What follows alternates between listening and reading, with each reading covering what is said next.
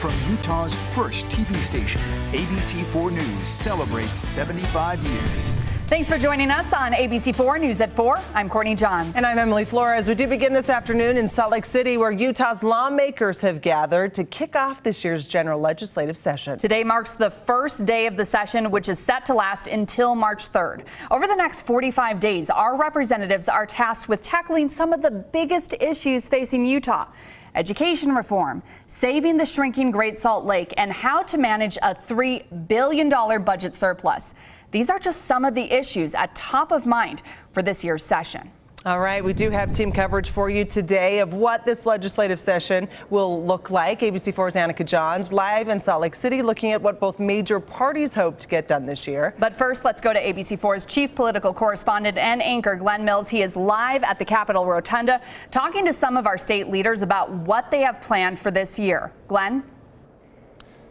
Yeah, you guys, one of the big issues this year is a familiar tone. It is education choice. We saw that play out last year in a bill as well, and it is back, perhaps with even more momentum this year. The sponsor of that bill is State Representative Candice Pierucci.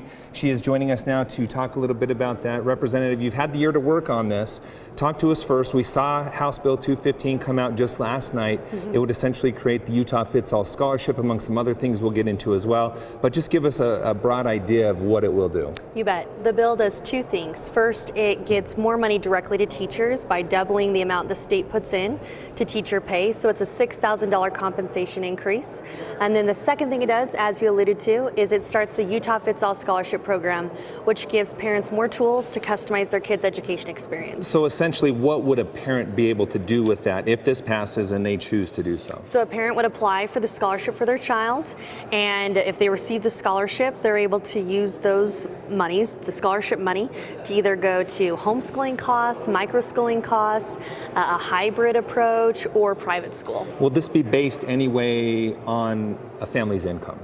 So the scholarship, it's available to everyone. However, the program managing entity will be prioritizing need first, so that families who are in the low income bracket or middle class families can access that money first. You ran a bill similar to this last year. What did you learn in the last year, and as far as your discussions, people coming to the table, that makes it different this time around? Well, this bill is much better. I think we've made it much clearer what this does. We've obviously also taken to heart the name Utah Fits All. It's not the Hope Scholarship. I didn't want it to indicate there wasn't hope in the system. I still believe in the system. I'm the product of the public education system. So we're focusing on the two most important things in our public education system, which is our teachers and students. Let's get into a little bit about that from the opposition. I know you've heard it as well. The public education system, many claim that this will be detrimental to that, taking money out of the public school to give to parents to use. What's your argument for that? That's just fear-mongering, honestly, and a little bit of a scarcity mentality. We in the legislature have made historic levels of funding to education over the past few years, and will continue to do so. The system was set up to help students. It's about students. So this is putting a more student-focused approach to education. In states that have a full school choice program, about 6% of kids use it. So it's not going to break the system.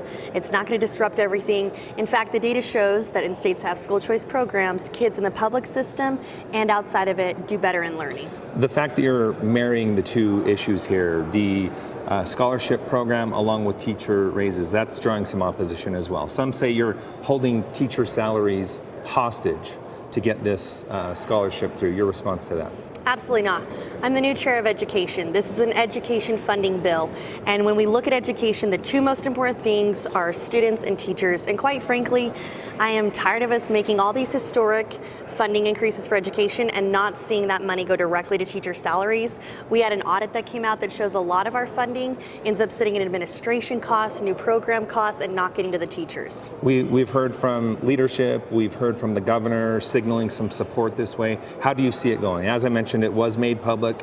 How do you feel about it moving forward into the session? I definitely feel much more optimistic about this. I think it's a much better bill than last year's bill. We've got protections and guardrails in place for private schools and for families. And I can see we have 15 new people in the House of Representatives who, a lot of them are big supporters of school choice. So I think it'll do well. All right, this is something we'll be following. It got a lot of attention before we even got here on opening day. Really appreciate your time. Thanks so much for being here with us. Thanks, Glenn. Appreciate it.